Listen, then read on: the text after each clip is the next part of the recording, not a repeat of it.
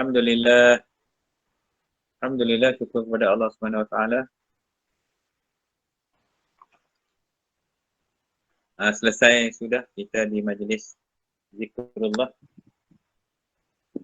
Alhamdulillah, dapat juga kita habis. Yang mengantuk, yang nak terlena pun tak apalah. Yang penting kita dapat majlis ni. Itu paling penting sekali. Kita dapat majlis ni. Tak senang lah.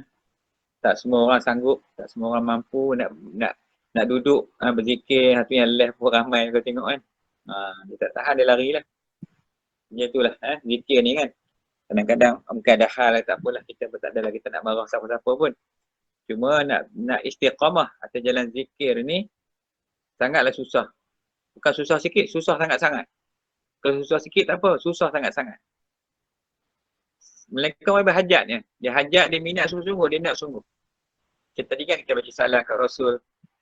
Dia hanya boleh baca salam kalau dia kasih kat Nabi. Dia bacalah. Dia selawat tu sebab dia kasih kat Nabi. Dia tak kasih kat Nabi, dia tak baca pun. Kita pun kalau kita kasih kat orang tu, kita sebut nama orang tu. Kita selalu sebut nama Imam Syafi'i. Pasal apa kita suka? Kita sebut nama Imam Al-Ghazali, kita suka. Kita sebut nama Syekh Abdul Qadir Jalani. Pasal kita suka. Itu persoalan. Kalau kita tak suka, kita tak cakap. Kita cakap benda kita suka. Kita cerita pasal dunia. Siang malam sembang pasal dunia. Tengah malam-malam buta dah. Sembang pasal dunia. Duk post dalam WhatsApp. Tak habis kita duk tengok tadi macam-macam niaga. Dah pukul 10 lebih dah. Duk niaga apa lagi malam-malam buta ni.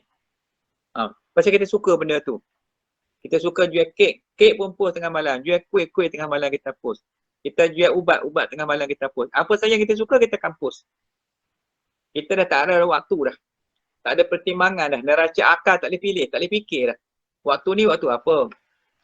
Imam Ghazali rahimahullah ta'ala kalau kita lihat. Dia lepas pada Isyak, dia ngajar tadi kuliah apa semua. Lepas pada Isyak tu dia dah habis waktu. Masa tu waktu tu dia dengan Allah pula. Maka masuk dalam Abdullah. Dalam untuk beribadat kepada Allah. So dia susun waktu dia. Kita sampai tak ada waktu. Tengah malam dia kena mamak lagi. Dia melepak sana melepak sini benda yang tak faedah kita buat. Ini yang susah kita nak ubah. Tabiat cinta kepada apa yang kita suka. Kita senang kita nak tahu. Apa yang kita suka, itulah yang kita buat. Baik, tak apa. Sementara tu, ada satu hadis, baca hadis yang diriwayatkan oleh Abu Hurairah. Tadi saya dah sebut pada awal tadi, itu tentang 73 puak orang Islam. Orang Yahudi, satu hadis Nabi sebut golongan Yahudi berpecah kepada 71 ataupun 72 puak. Itu Yahudi. Nasrani pecah pula kepada 71 puak ataupun 72 juga. Dan kalangan umatku, kata Nabi, berpecah kepada 73 puak, 73 golongan. So, jadi Yahudi pun ada puak macam-macam puak. Begitu juga dengan Nasara. Begitu juga dengan umat Muhammad, umat aku, kata Nabi, 73 puak. Dan satu hadis lagi Nabi sebut, ketahuilah sesungguhnya golongan ahli kitab sebelum daripada kamu berpecah kepada 72 atau 73. Sebelum kita ni ahli kitab ni pecah dah. Ada pecah dah. Dan golongan ini pula, Islam ni akan pecah kepada 73 puak pula lagi. 72 golongan akan masuk ke neraka dan satu golongan, satu puak akan ke syurga. Iaitu Al-Jemaah. Ni yang timbul perbahasan tentang Al-Jemaah ni. Siapakah dia golongan Al-Jemaah? Al-Jemaahnya kita dah sebut tak ahli sunnah wal jemaah. Tu siapa dia kan? Yang itu. Cuma tadi saya nak sebutkan tadi apa? Sekarang ni bila akidah tak ada, kita nak pegang apa pun kita tak tahu. Kalau tanya kita ni akidah apa? Kalau naik ke langit, malaikat tanya dekat pintu langit tu, kamu akidah apa? Apa akidah kamu? Kita nak jawab akidah apa? Kita nak kena jawab akidah macam akidah Rasulullah, macam akidah Nabi. Kita pun tak kenal Nabi. Kita kan dah jumpa dengan Nabi pun, kita tak tahu Nabi cakap apa. Yang kita tahu hadis Nabi cakap pada para sahabat. Sahabat sampai kepada para ulama, para tabi'in, tabi'ut tabi'in. Sampailah kepada kita ni. Itu yang kita dapat tahu. Maka yang berdekat dengan Rasulullah itu, para ulama, mereka dah menyusun, nak mudahkan kita tu.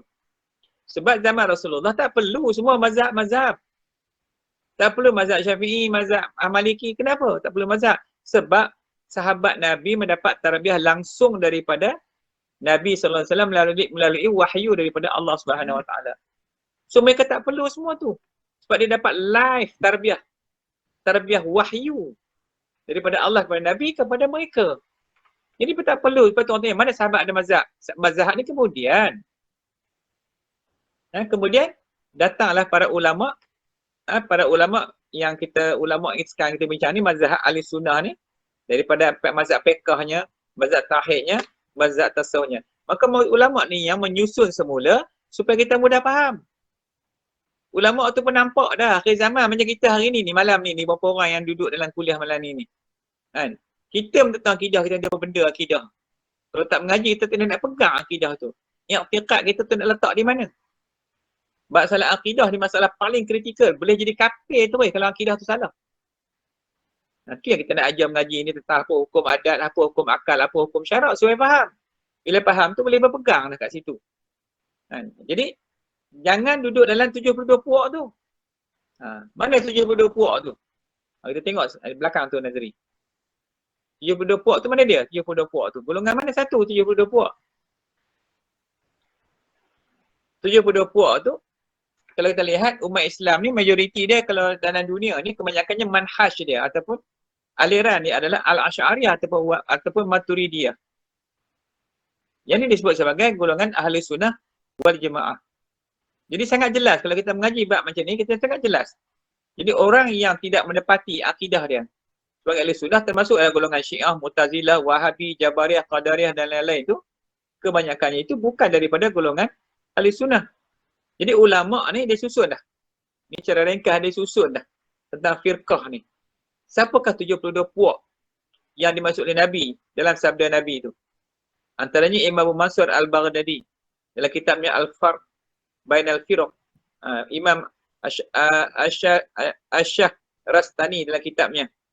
Dan banyaklah imam yang masyhur ni kalau kita nak ngaji bab ni khusus. Mereka ni dia susun dah. Daripada penelitian mereka itu, mereka mendapati 72 golongan itu mewakili Syiah. Syiah terpecah kepada 20 kelompok. Banyaklah Syiah. Syiah apa nama ni, Fatimiyah. Syiah ni siapa tak ingat, tak hafal apa ni Syiah ni. Kalau kita mengaji, kita jumpalah. Kemudian, Khawarij pecah kepada 20 kelompok. Mu'tazilah kepada 20 kelompok. Murji'ah 5 kelompok. Najjariyah ada 2 kelompok, Jabariyah, Qadariyah, Musyabbihah, masing-masing 1 kelompok. Bayangkan punya banyak tu. Daripada semua kelompok tu akidah yang selamat dan benar hanyalah Ahli Sunnah wal Jamaah, iaitu yang diwakili oleh Asy'ariyah dan Maturidiyah. Baik. So, jadi bila kita dah tahu kelompok ni banyak, jangan duk cari penyakit lah, duk pergi duduk dengan kelompok tu juga. Macam mana faham Jabariyah? Macam mana i'tiqad Qadariyah? Macam mana i'tiqad Musyabbihah? Macam mana i'tiqad Murji'ah contoh dia. Semua kita nak kena mengaji ni. Sebab itulah tidak boleh beriktikad dengan i'tiqad yang sesat. Kena i'tiqad, kena jazam. I'tiqadu jazimun. I'tiqad yang jazam, yang putus, berbetuli dengan i'tiqad Ahli Sunnah wal Jamaah. Macam mana Ahli Sunnah tu dah garis, dah susun dah. Macam mana i'tiqad yang sepatutnya kita tu berada kat situ. Kita kena follow yang itu. Nak follow siapa? Nak mengaji dengan siapa? Ni persoalan dia. Kalau kena guru yang kita mengaji itu guru Mu'tazilah, jadi Mu'tazilah. Kalau kena guru yang Wahabiyah, Wahabiyah lah. Kalau Qadariyah, jadi Qadariyah lah pahaman kita tu. Pelik-pelik pahaman kalau kita tengok. Tambah yang mengaji tasawuf tu, tak ada yang bertasawuf tanpa berfiqh. Tu lagi teruk kalau kita tengok. Macam-macam ajaran sesat kita jumpa tu. Inilah kadang-kadang Jabatan Agama Islam terpaksa berperang dengan golongan-golongan yang sesat ni. Itu tak cerita yang gila dunia lagi. Yang kelompok duduk dalam kelompok ahli dunia macam mana pula? Liberal lagi, LGBT lagi. Macam-macam kalau nak senarai ni, tak tersenarai hak sesat tu. Itulah cerita dia. So, jadi, sebagai sekadar ni untuk nak bagi renungan bagi kita faham golongan mana satu yang perlu yang kita ikut tu.